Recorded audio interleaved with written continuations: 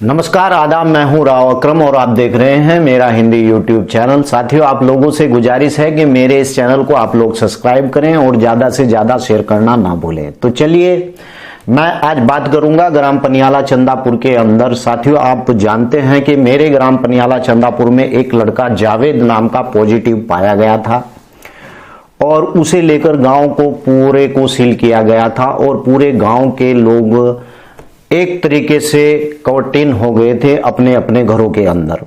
साथियों, यहाँ नॉर्मल हालात हैं, कोई दिक्कत नहीं है किसी भी किस्म की। और जिस प्रकार से हमारे गांव के बारे में अफवाहें फैलाई जा रही हैं, ऐसा कुछ भी नहीं है। हाँ, बेशक बात यह है कि कुछ दिन पहले, यहाँ 2-3 दिन पहले प्रशासन के द्वारा लोगों को क्वारंटीन किया गया था और प्रशासन के द्वारा सख्ताई भी की गई थी। लेकिन अब लोग समझदार हैं और मेरे गांव के लोग खुद ब खुद अपने घरों में अपने आप को बंद कर लिया गया है।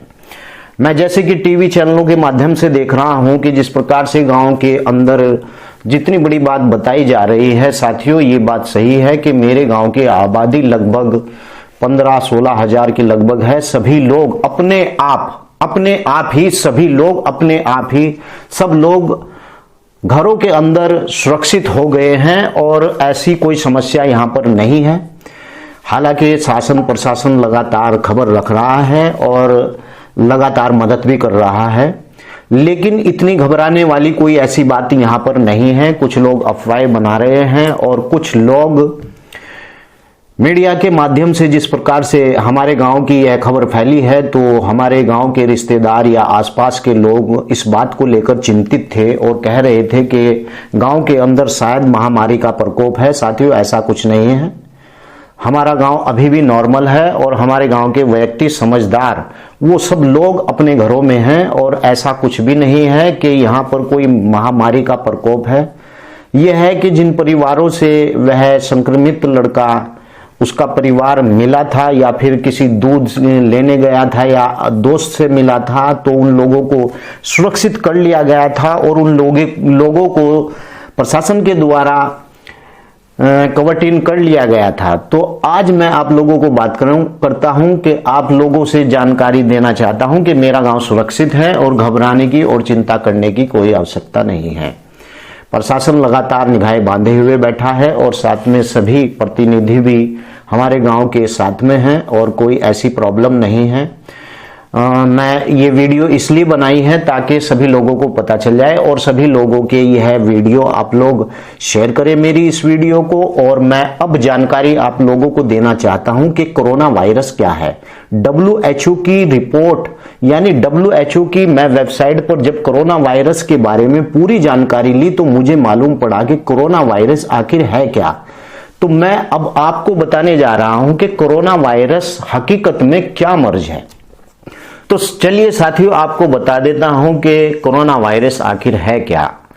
कोरोना वायरस, मैंने आज इसकी पूरी जानकारी WHO यानी विश्व स्वास्थ्य संगठन की उस वेबसाइट पर पढ़ा और फिर पता लगाया कि आखिर ये कोरोना वायरस क्या है। साथियों, आपको बहुत ज्यादा समझने की जरूरत है। मैं आपको बताना चाहता हूं कि कोरोना वायरस का एक बहुत बड़ा परिवार है और आपको बता दूं कि यह जानवर और मनुष्यों के अंदर पाया जाता है। जैसे कि पूर्व समय के अंदर किसी बच्चे को या इंसान को नमूनिया हो जाया करता था और नमूनिया के कारण उसकी मौत हो जाया करती थी। साथियों, आपको बता दूं कि यह पहले जो रोग था, मैंने उस साइड पर पढ़ा है, ये श्वसन सिंड्रोम के नाम से एक बीमारी पहले चला करती थी, यानी कि सांस से सांस को बीमारी लगना, यानी कि श्वसन सिंड्रोम। और आपको बता दूं कि साथियों, यह बीमारी गंभीर रूप इस बीमारी ने अब लिया है, ताकि इस बीमारी के द्वारा जब पूरे विश्व के अंदर लोगों की जाने शुरू हो गई, तो अब तक इसकी कोई भी वैक्सीन नहीं हो पाई है। और साथियों, आपको बता दूं कि यह वायरस ऐसा वायरस है कि इस वायरस को नाम दिया गया है WHO यानी विश्व स्वास्थ्य संगठन की, जो हमारे दुनिया के अंदर सबसे बड़ा विश्व स्वास्थ्य संगठन है, उसने इसे नाम दिया है कोविड-19 का नाम। आपको मैं बता दूं साथियों, इस वायरस से लगभग 80% लोग उभर जाते हैं। क्योंकि कारण क्या है कि जो लोग स्वास्थ्य में पहले ही दुबले पतले या निर्बल होते हैं, उन लोगों को यह बहुत तेजी से असर करता है, और जो व्यक्ति जवान और ताकतवर होते हैं वह लोग 80%, यह लिखा हुआ है WHO की वेबसाइट के ऊपर कि वह 80% लोग बच ही जाते हैं। यानी कि इंसान का जो इम्यून सिस्टम है वह इस कोरोना वायरस से लड़ता है। और आपको एक बात और बता दूं कि यह वायरस से और कीटाणु नहीं बनते। यह एक वायरस होता है जो इंसान के शरीर के अंदर जाता है, और यह जब इंसान के शरीर के अंदर जाता है तो यह अपना पूरा असर इंसान को दिखाता है। जैसे कि पहले इंसान को जुकाम हो जाया करता था और नजला हो जाया करता था, और छींकने से जैसे ही, अब मैं आपको एक बात बताना चाहता हूं, अगर किसी भी व्यक्ति को कोरोना है, कोरोना एक ऐसी बीमारी है कि जो उड़कर नहीं लगती। ये WHO की वेबसाइट पर आप खुद भी जाकर पढ़ लें, कोरोना की एक ऐसी बीमारी है जो कभी भी उड़कर नहीं लगती। कुछ लोग हवा बना रहे हैं कि कोरोना की बीमारी उड़कर लगती है, जबकि WHO की वेबसाइट पर लिखा है कि 3 फीट की दूरी आम इंसान से आप लोग बनाकर रखें। लेकिन मेरे भारत के अंदर तो पहले ही हम 1 मीटर की दूरी बनाकर चल रहे हैं, और आपको बता दूं कि 80% लोग इसमें बच ही जाते हैं।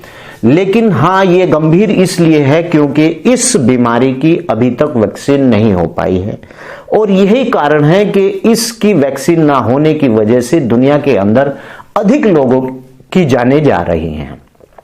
साथियों, आपको बताना चाहता हूं कि ये कोरोना वायरस है, इससे अगर कोई भी व्यक्ति आपके पास या आपके घर में प्रवेश करता है तो आप सबसे पहले सैनिटाइजर से उसके हाथ धुलवाइए। अगर आप लोगों के घर के अंदर सैनिटाइजर नहीं है तो आप लोग साबुन से भी उसके हाथ धुलवा सकते हैं। और कुछ लोगों का यह है कि एक कहावत है, ओछे का तीतर बाहर बांधू या भीतर। साथियों, कुछ लोग अपने ऊपर भी सैनिटाइज, ये भी सैनिटाइज। दरअसल बात यह है कि यह रोग उड़कर नहीं लगता। ये WHO की वेबसाइट के ऊपर है, और यह लोग अगर छींकने या खांसने से उसके द्वारा जो उसका थूक या उसके अंदर से तरल पदार्थ अगर इस मेरी मेज के ऊपर डल गया और मैंने उसके ऊपर हाथ धर दिया तो समझो कि मुझे वो कोविड नाम की बीमारी लग जाएगी। अन्यथा अगर आपके द्वारा छुआ गया है या किसी चीज के द्वारा उसे पकड़ा गया है और वहां पर उस व्यक्ति के अंदर से निकले हुए छींक के साथ तरल पदार्थ या मुंह के द्वारा तरल पदार्थ गिर गया है और उस पर आपने हाथ धर दिया और जैसे ही आप अपने चेहरे के ऊपर उसे फेरोगे तो कोविड नाम की बीमारी हो सकती है। कोरोना की नहीं, कोरोना एक ऐसी बीमारी है कि कोरोना का एक बहुत बड़ा परिवार है कोरोना वायरस का। बीमारी का इसका नाम है कोविड-19। तो साथियों, मैंने जानकारी दी, आप लोग संतुष्ट होंगे। शायद मेरी टूटी फूटी जानकारी है। आप लोगों से मेरी गुजारिश है कि मेरे इस चैनल को आप लोग सब्सक्राइब करें और साथ में बेल आइकन की घंटी को दबाना ना भूलें। धन्यवाद, शुक्रिया।